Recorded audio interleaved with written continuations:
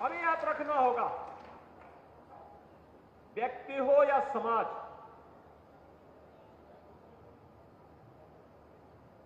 उसे सुशिक्षित किए बगैर आप सभ्य और समर्थ समाज और राष्ट्र की कल्पना नहीं कर सकते। यानी एक सशक्त और समर्थ राष्ट्र की परिकल्पना साकार होगी जब समाज सुशिक्षित होगा, सभ्य होगा और अटल आवासीय विद्यालय शिक्षा की गुणवत्ता का मानक बने। एक इंटीग्रेटेड कैंपस शैक्षिक स्कूली शिक्षा का होना चाहिए, इसका माध्यम बने। बिना भेदभाव के समाज के हर तबके के बच्चे को उसकी जाति, उसका चेहरा, उसका क्षेत्र, उसकी भाषा पूछे बगैर उसका भी अधिकार होना चाहिए देश के संसाधनों पर, समाज के संसाधनों पर, सरकार के संसाधनों पर। यह अधिकार का एहसास दिलाने के लिए यह अटल आवासीय विद्यालय शिक्षा के एक मॉडल के रूप में आपके सामने प्रस्तुत किया गया है। आपने देखा होगा इन बच्चों के कार्यक्रम को भी।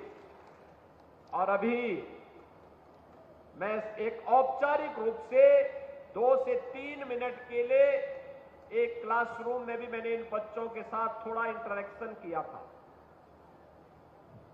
क्या प्रतिभा है! प्रतिभा जाति, मत और मजहब की बंधक नहीं होती। प्रतिभा कहीं भी पैदा हो सकती है, उसको उचित मंच देना, उसके लिए उचित अवसर उपलब्ध करवाना, और यही सरकार का दायित्व होना चाहिए।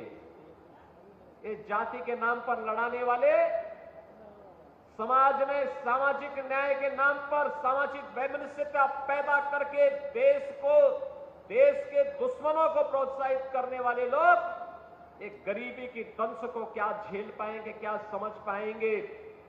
इन लोगों ने, जिन्होंने शोषण किया हो, जिन्होंने अराजकता फैलाई हो, जिन्होंने कभी गरीबी नहीं देखी हो, उन लोगों से उम्मीद करना कि वे बीओसी बोर्ड से जुड़े हुए रजिस्टर्ड श्रमिक या इन निराश्रित बच्चों जिन्होंने कोविड कालखंड में अपने माता पिता या अभिभावक को खोया है, उन लोगों की पीड़ा को ये लोग कहां समझ पाएंगे।